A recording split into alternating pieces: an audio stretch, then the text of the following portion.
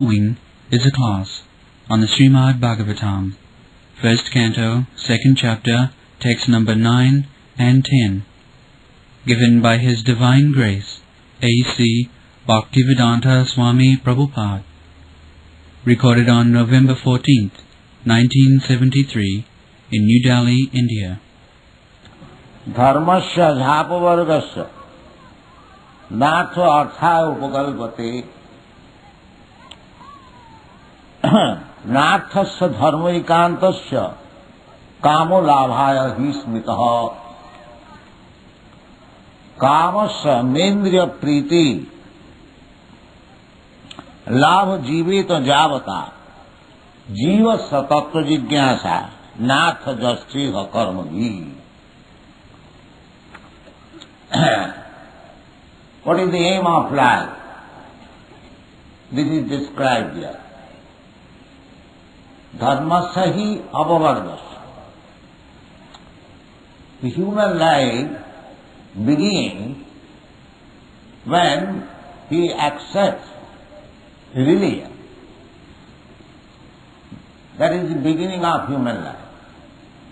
And that is the difference between human life and dog's life. The dog is engaged always for eating, sleeping, sex life and defending. The hog also engaged always searching after for his food. Although the food is stool, he is busy, and as soon as the body is little strong by eating stool, immediately sex life, without any distinction whether it is mother or sister or daughter, it doesn't matter. This is hog's life, by nature's example. Therefore Shastra says that ayana deha nayana deha dehu bhajang niloke kastana kaman arhati veer bhujang. This human form of life, Devamani, the cats and dogs and hogs, they have also accepted the body. And the trees, the plants, the insects, the birds, beasts, everyone has got body, material body. Karanam Gunasangasya, I have explained, is according to the infection of the modes of material nature, one is getting a type of body. Nature's way. Prakite kriyamanani, gunai karmani. The same example, if you contaminate some disease, you have to suffer or you have to accept that disease. So similarly, this is the nature's way. If you are associating with a certain type of quality of the material nature, you are preparing your body for that purpose. Prakite kriyamanani gunai karmani sarvasa ahankara vimuratma kattaham iti mannati.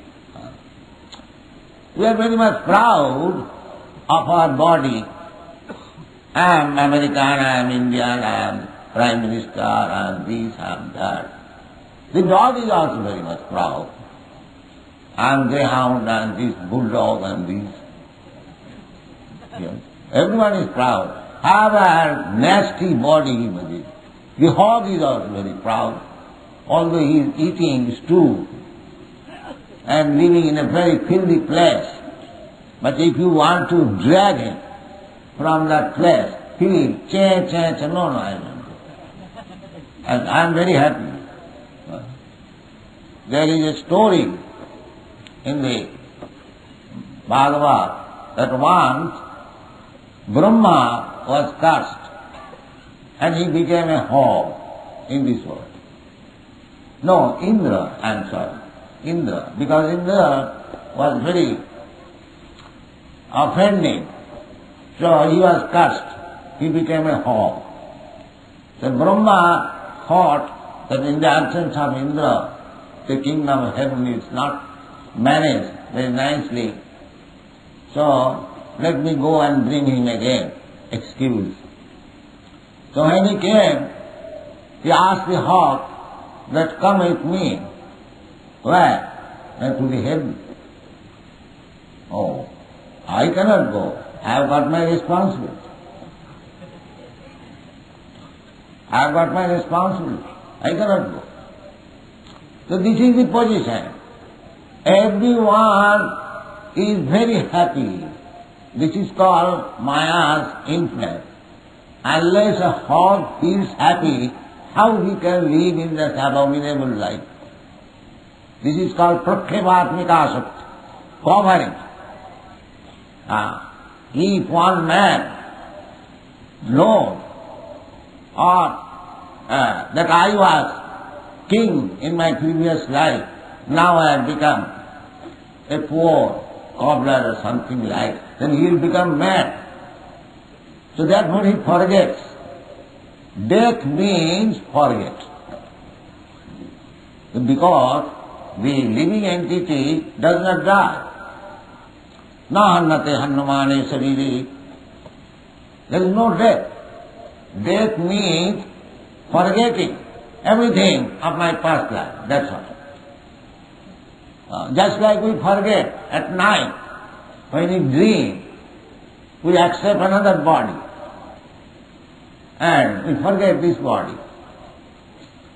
And in the daytime, we forget the night dream body and accept this body. We have got daily experience. So death means forgetting the past life.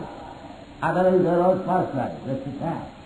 But as we forget daily, night body in the daytime and day body at night time, so similarly, we are changing our body according to the infection of the quality of material nature, and we are entangled in this material world. Although we are part and parcel of Krishna, God, or we are sons of God, but unfortunately we have come in contact of this material world and making our different types of body by the contamination of the material modes of nature. This is going on. Therefore, Krishna comes.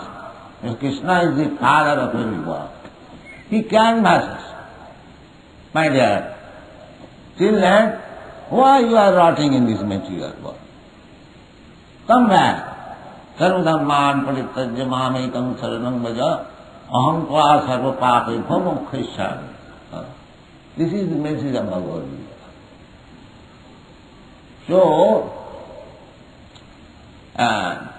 dharma means to understand my relationship with God. That is dharma. Dharma tu sakshat bhagavat paritam. Just like a good citizen means who knows the relationship with his state. That is good citizenship. Bad citizenship means who doesn't care for the state. That is bad citizenship, criminal. They are put into the prison house. So similarly, the living entities, they are part and parcel of God. But when they are not ready or prepared to abide by the laws of God, they are put into this material world, beginning from Brahma, Abrahma Bhuvana Lokan Puralavattinarjuna. They are rotating in this way. So, dharma means to abide by the laws of God, just like good citizen means to abide by the state laws. Dharman tu sakshat bhagavat pari. So here it is said, dharmasya hi apavargasya, apavarga and pavarga. This material life is pavarga.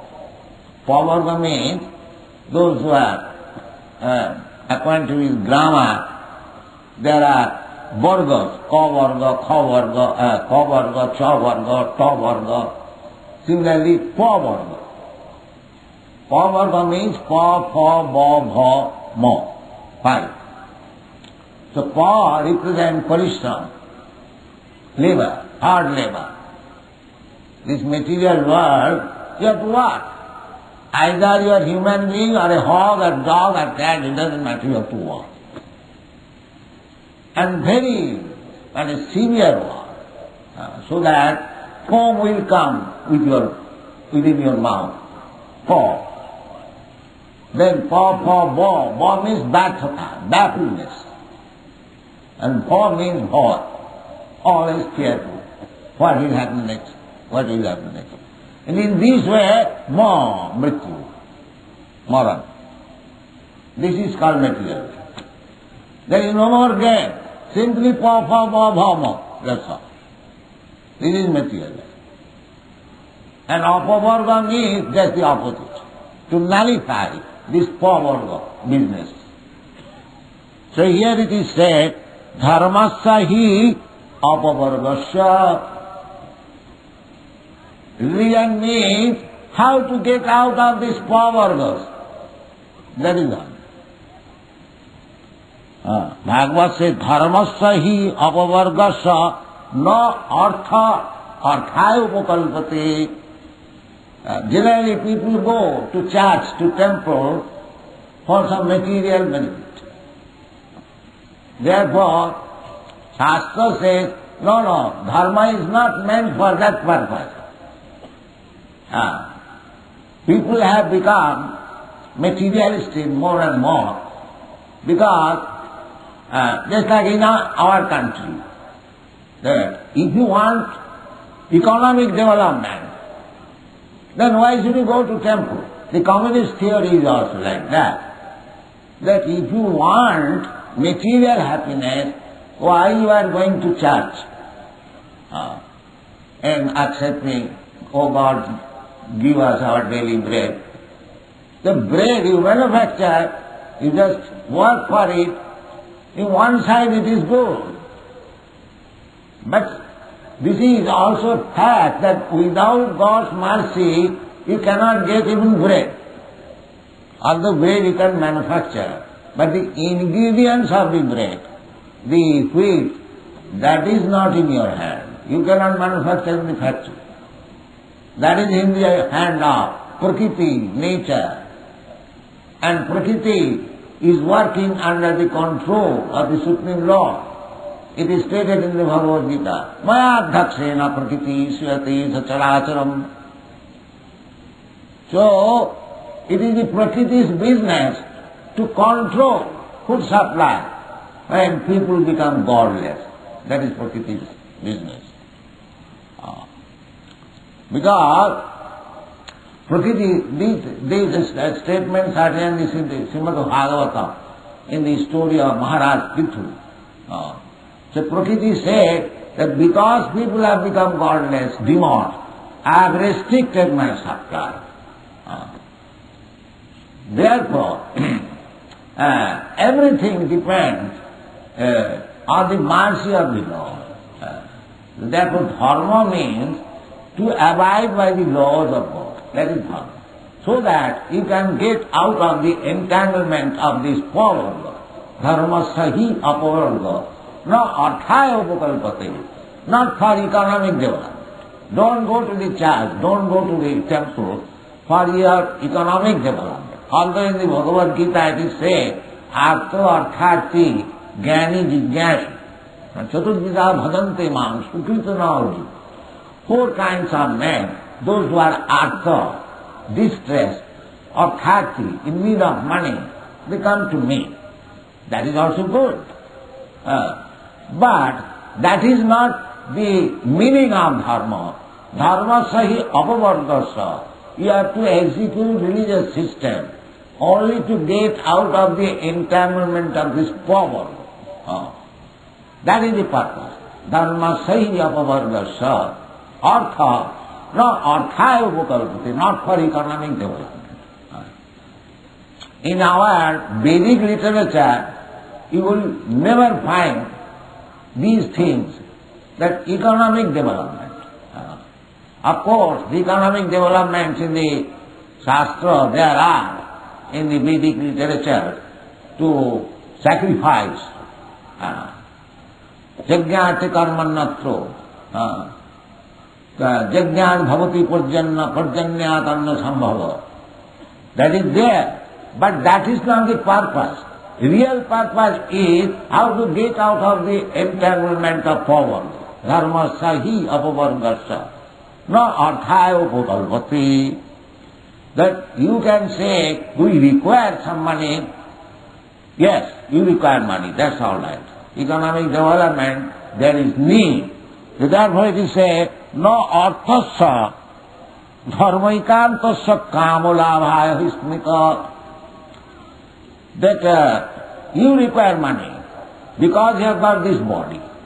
You have to gratify your senses, that is right, but not for sense gratification, only for sense gratification, no. Dharmasya narthasya, arthasya, the money which you get, that is not meant for sense gratification. Dharmaikantasya, actually who is religious, who is interested in religion, for him this economic development, getting money, is not meant for sense gratification. Narthasya dharmaikantasya kamolavaya vismita. But we have got demands of our body. What to do? Kamolavaya. The kam is there, the demands of the senses. So therefore it is said, kamasya nindriya priti. You can get the supply of the necessities of your senses as much as you require. That is also conferred in the Bhagavad Gita. Yuktahara viharasya yoga bhavati siddhi. Yuktahara. You should eat what is actually needed by you. Don't eat more. The human being, there is, certainly, we are eating, but we are eating. A Krishna conscious person eat Krishna prasadam. Patram puspam phalam tuyam jumi hatya prajachyati. Our business is to eat. We don't say that we are vegetarian and non-vegetarian. Vegetarian and non-vegetarian, it does not make very much difference. जो पच्यन्ति आत्मकारना भुञ्जन्ते ते अघम पापम. If you eat only for yourself, for sense gratification, it doesn't matter whether you are vegetarian or non-vegetarian. You are simply eating sinful results of your life. जे पच्यन्ति आत्मकारना यज्ञार्थे कर्मण्यत्र लोकयं कर्म बन्धनम्. So our business is, so far we are concerned, Krishna conscious people, we are not advocates of vegetarian or non-vegetarian. Of course, vegetarianism is very good, even for health sake. But we do not take vegetarianism if it is not offered to Krishna. That is our principle. If Krishna says that you give me non-vegetarian diet, then we can eat also. But Krishna does not say. Krishna says, Patram puspam phalam tuya yomi bhakta prajachyati. So we are preparing so many nice foodstuffs with this patram puspam phalam tuya. We can prepare many hundreds of preparations of this patram puspam phalam tuya, and we can offer Krishna and then take prasad. That is all right. The human life is not meant for sense gratification. Sense gratification, mind, food is Krishna prasadam. Why should I go to restaurant? And this is tapasya. Eating is not stalled. But don't eat anything which is not Krishna prasadam. That is Krishna consciousness. If you for satisfaction of your tongue, you get money and satisfy your tongue, that is forbidden. It is said that kamasya na indriya priti. You have demand you have to demand of the body, you have to eat something, you have to sleep somewhere, you must have some sense gratification, you must protect yourself from attack of others, that is all right. But don't do all these things for sense gratification. This is the injunction of this Shastra. Just like Arjuna fought.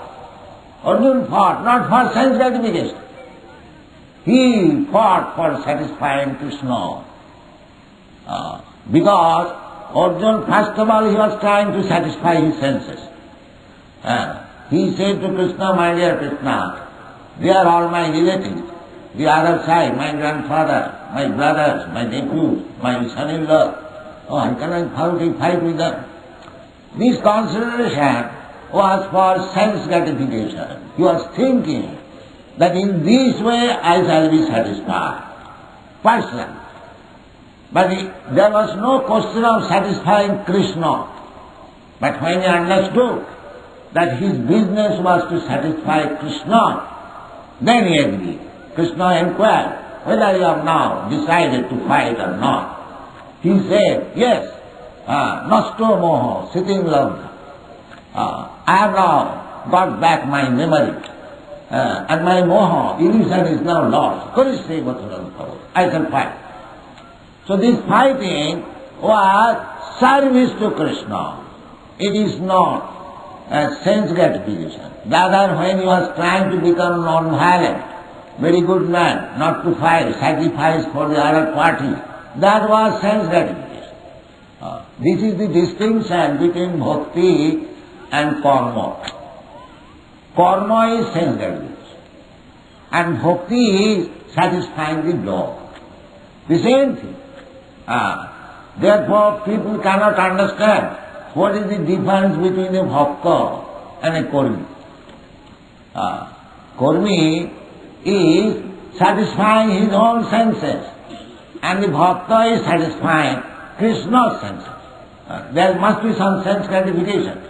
But when you satisfy Krishna, that is called bhakti. Rishikena rishikesa sevanam bhakti ruchyate. Rishik means senses, purified senses. That I explained the other day. Sarvapadi vinimuktam tat paratena nirmalam rishikena rishikesa sevanam bhakti ruchyate. Bhakti does not mean stop your work. Bhakti does not mean sentimental fanaticism. That is not bhakti. Bhakti means to engage all your senses for the satisfaction of the proprietor of the sense. That is called bhakti. Therefore Krishna's name is Rishikesha. Rishik means senses. And Rishika, Isha. He is the controller of the senses. Actually, our senses are working not independently. We can understand it. The Krishna is directed. Sarvasya chaham vidishan nimishta matta smriti jnanam apohanancha. Matta smriti jnanam apohanancha. A scientist is working because Krishna is helping him. Not that he is independently working. That is not possible. But he wanted in that way. Therefore Krishna is giving him facilities. But actually Krishna is working. These are explained in the Upanishad. Without Krishna work, without seeing, without Krishna seeing, you cannot see. Just like the sun sign is explained in the Brahma Samhita. Jat chaksuresha savita sakalat grahana. The sun is one of the eyes of Krishna. Jat chaksuresha savita sakalat grahana. Raja samasta suramurti asesa teja jasyadmaya brahmati sambritakala chakko govindamadi purusham tavaham bhajan. Therefore, sun being the one of the eyes of Krishna, because the sun's light is there, because sun is seeing, therefore you are seeing. You cannot see independently. You are so much proud of your eyes. What is the value of your eyes if there is no sunlight? You cannot see. Even this electricity that is derived from sun. So, actually, when Krishna sees, you can see. That is the position. So our senses, in the Bhagavad Gita it is said, Sarvato Panipadastha. Sarvato Panipadastha, everywhere Krishna has his hands and legs. What are that? My hand, your leg, that is Krishna's. Just like if somebody says, I have got branches all over the world. So those branches are working on the management of the Supreme Person. And Krishna is therefore called Rishikesh. So business is bhakti means when we engage our rishi, our indriyas, our senses in the service of the proprietor of the senses, that is our perfect life. That is our perfect. But as soon as we desire to use our senses for the gratification of the senses, that is called karma, that is called material life. So therefore, for a bhakta, there is nothing material. That is Ishavassamidam sarvam. The bhakta sees that everything belongs to Krishna. Ishavassamidam sarvam. Jat kinchit jagatya jagat tena tattena bhulitha. Everything belongs to Krishna. Therefore, whatever Krishna gives us, just like a master allows something to the servant, you can enjoy this. That prasadam. Prasada is sarvadukhanam, hanirasupaya. This is the life. If you become Krishna conscious, if you understand that everything belongs to Krishna, even my hands and legs, they also belong to Krishna. All the parts of my body, they belong to Krishna. Then it should be used for Krishna. That is karma. Anna vilasita sunnam, jnana karmana navritam, anukullena Krishna anusilanam bhakti ruttama. That Krishna, Arjuna, he wanted to satisfy his senses by not fighting, but he agreed after hearing Bhagavad Gita that yes, Krishna is the Supreme Person.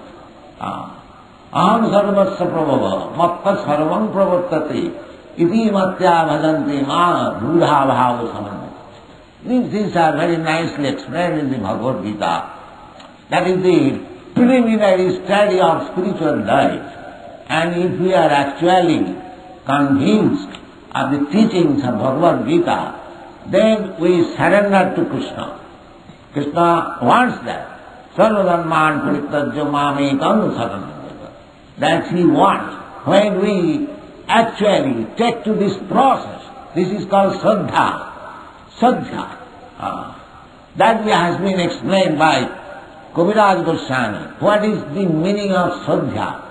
Shraddha shabde vishas sudhira nishcha. Krishna bhakti kaile sarva karma pita. This is called Shraddha. Shraddha means firm faith. What is that firm faith? Firm faith means that Krishna says that sarvadharman parityajya mamekam saranam. When you take this conclusion, yes, by surrender to Krishna, by surrendering unto the lotus feet of Krishna, everything is done very nicely. This is called Shraddha. And the more you increase this Shraddha, the more you become perfect. This is Krishna consciousness moment. Beginning is the Shraddha. Ado Shraddha. If you don't believe, you are reading Bhagavad Gita 300 years, but don't believe that I have to surrender to Krishna. Then what is the use of reading Bhagavad Gita? All these rascals, they are reading Bhagavad Gita, but they are no concern with Krishna. Forget Krishna. This is reading Bhagavad Gita. Useless waste of time. Useless waste of time. If you do not understand the meaning of Bhagavad Gita, why you are sarva eva ikeva? That has been explained in the previous class. Dharma sanusthita pungsana vishaksena tathasya notpadayadratini devi sarva eva ikeva. If you do not understand Krishna, if you do not surrender to Krishna, then you are simply wasting your time. There is no meaning of writing big comments on Bhagavad Gita uselessly, waste your time and waste others. This is the real problem. Shraddha. The Krishna says, by surrendering to Krishna, everything will be done. Aham tang sarva pape momokkasi. See, if one has no Shraddha, faith, on this instruction of Krishna, manmana bhavamad bhakta maja, then there is no use, simply waste of time. If we come to this point, adho Shraddha, this is called Shraddha. Then, the next stage is adho Shraddha tato sadhu sangha.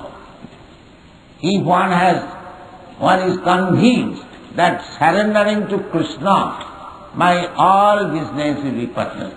This is called Shraddha. Then we have to seek out who are engaged in Krishna consciousness.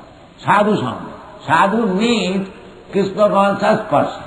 Sadhu does not mean having a big beard and nice dress or a saffron collar dress. That is not sadhu. Sadhu is described in the Bhagavad Gita, opite sudurachara bhajate mam ananya bhava. Sadhu reva samam. That is sadhu. Who has no other business than to serve Krishna. He is sadhu. He is sadhu. Because he has accepted the principle. Sarva dharman parityajya mamekam.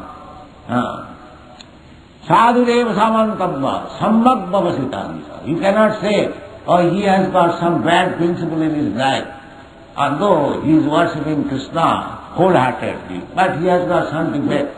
Therefore Krishna says, opite suduracha. Even if he has got so many defects of his life, because he has dedicated his life for Krishna's service, sadhu reva samantabha.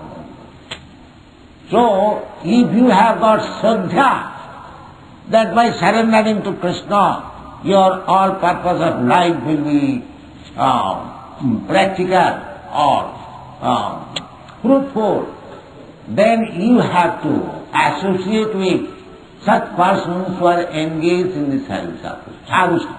Adho Shraddha tato sadhu sangha. Therefore this movement is called International Society for Krishna Consciousness. So actually, one by one, as people are coming to the association of societies, automatically he is becoming Krishna conscious. That is practical. Adho Shraddha tato sadhu sangha. This is sadhu sangha. Sadhu sangha does not mean to associate with some saffron collared men. Sadhu sangha means to associate with Krishna conscious person. Thank you very much.